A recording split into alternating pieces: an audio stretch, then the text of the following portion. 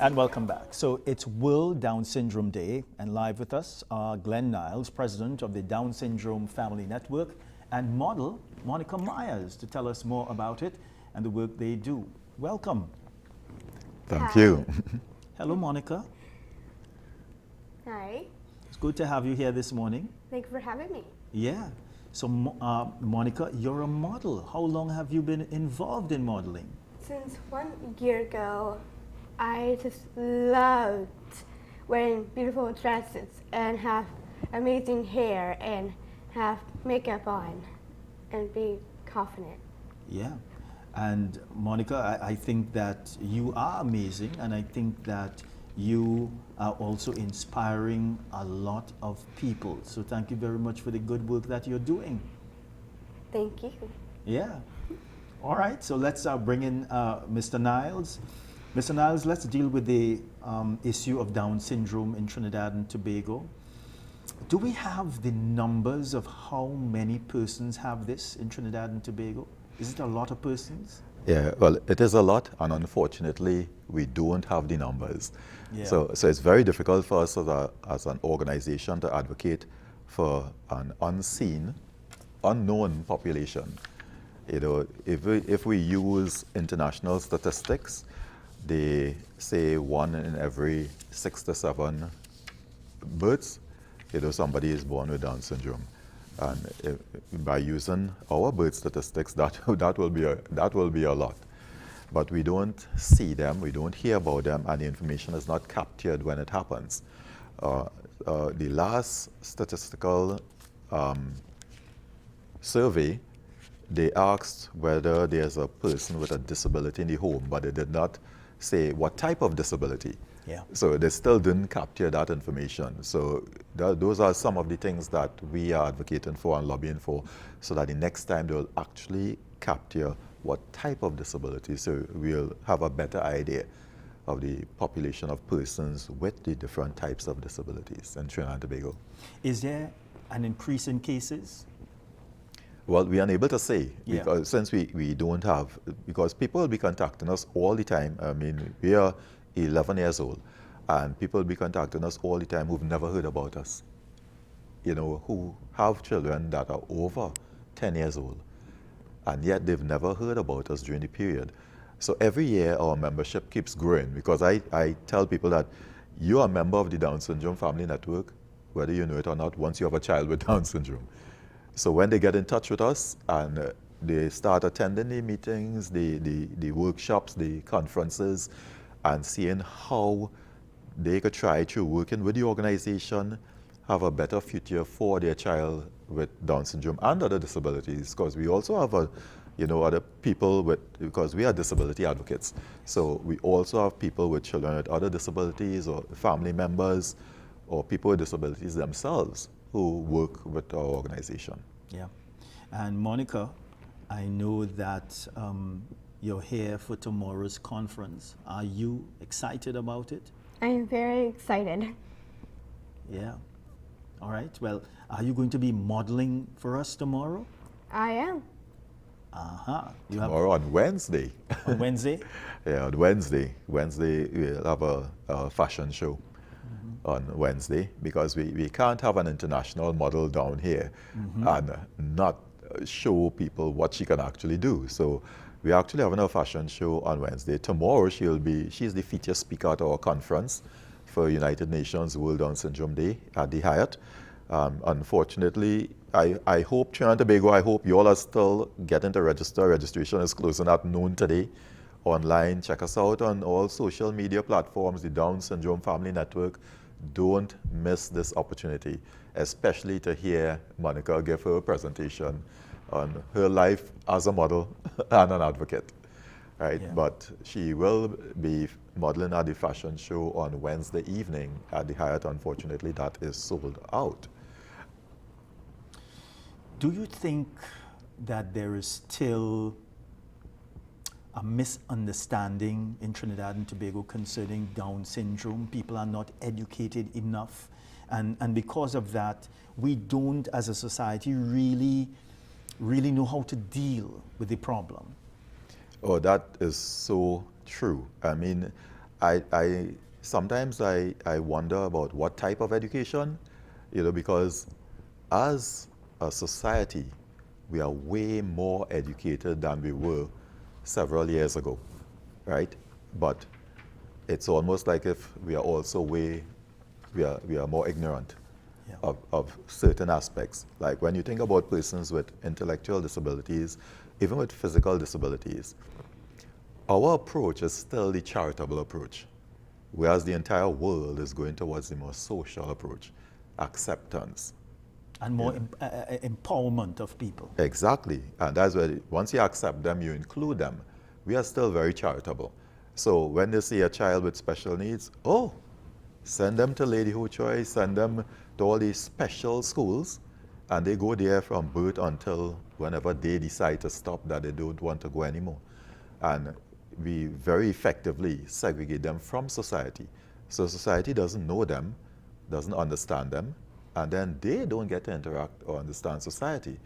If you put everyone with a disability in one place, what happens? Everybody is different, just like we are different. So children with disabilities are the same. Not all persons with Down syndrome are the same. Not all persons with autism are the same. Not all persons with cerebral palsy. All the disabilities, none of them are the same. They are all individuals. And even with people with Down syndrome, they learn visually. So when you put them in an environment with only persons with disabilities, that's all they learn. There's nothing they're seeing to emulate. To see, hey, I could do this, I can be like this. Whereas that is what is happening in some of the developing countries, where they have a more inclusive educational system, they're included in society. That's why Monika is where she is today. Yeah. Because of that integrated society.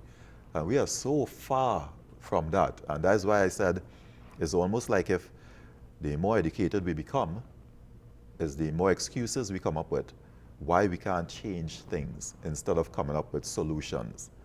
So I always challenge some of our partners to, hey, try and come up with solutions instead of excuses. When we sit down in meetings with them, the first thing they come up to, why they can't be integrated in schools, or they will be bullied, the teachers aren't trained. We have hundreds of teachers graduating with special ed degrees. We have several teachers going on to do their masters in special ed. But where are these teachers? Some of them are still in the regular school system. But yet, the regular school system is not an integrated system. So how are they using their skills? And yet you're saying the teachers aren't trained. They are. Yes. But it's just without a plan.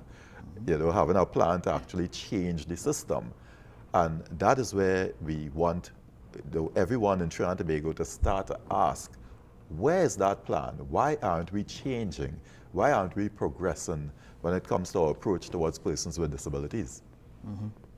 So, Monika, how do you feel when you're on the runway? I feel confident and strong. Ah, boy.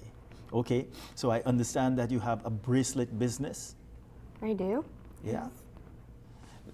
Do you have one of your bracelets? I do. It is tied on. Uh-huh. And these are to help empower others and pursue their own dreams. And I make these, and sorry. Yeah, you take your time, Monika. Okay. And if everybody has these on, then they're very beautiful, and Yes. I make them. All right.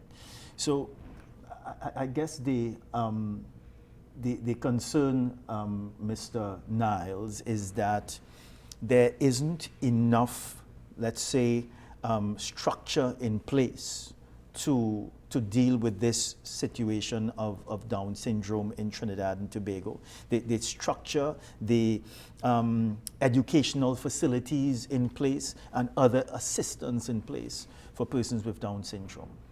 Yeah, it's very limited.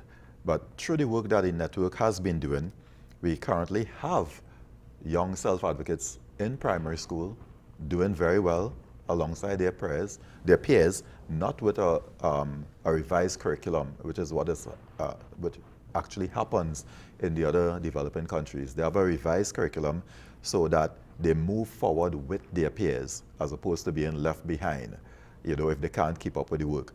And so they actually graduate with their peers as well. So here we actually have some young junior self-advocates in the regular primary schools. One of them will be sitting SCA this year. So, you know, we are really excited about that and hoping that she will be one of the first students with Down syndrome to transition to secondary school. Yeah. So we are looking forward to that. We also have some of our senior self-advocates, young adults, who are now gainfully employed, because we have a mentorship program with some of our corporate partners. And first they started off as interns, you know, just for a 3-month period, and they kept extending it, and now they are employed. You know, there's Kelly Simmons, she's at Scotiabank. Christy D'Souza is at Republic Bank, and she was by Office of the Prime Minister, Gender and Youth Affairs. So that was a huge initiative by the ministry with having, she was the first person with Down syndrome to have been awarded an on-the-job training contract. All right. Yeah, and she actually had to function. You know, it's not a charity thing. They are all working, Yeah. you know, along with the same guidelines as any other employee. Yeah. All right. Just remind us again, Monica. So is it that tomorrow we are going to hear what you have to say, and on Wednesday you will be modeling? Yes. We can't wait. I'm so excited. Thank you very much, Monica. Mr. Niles, thank you very much for coming this morning. Thank you. Yeah. All right, so that's going to be it for the morning edition for today. Emmy Prime comes up at 8:30 p.m. In the meantime, we leave you with this live update from Maracas. Oh yes, it's with me. Me nah go make them steal my joy, steal my joy, steal my joy. A blessing for you and a blessing for me. Blessing not a blessing, and nothing can hold it back. What is for me? Oh yes, it's with me. Me nah go make them steal my joy, steal my joy, steal my joy.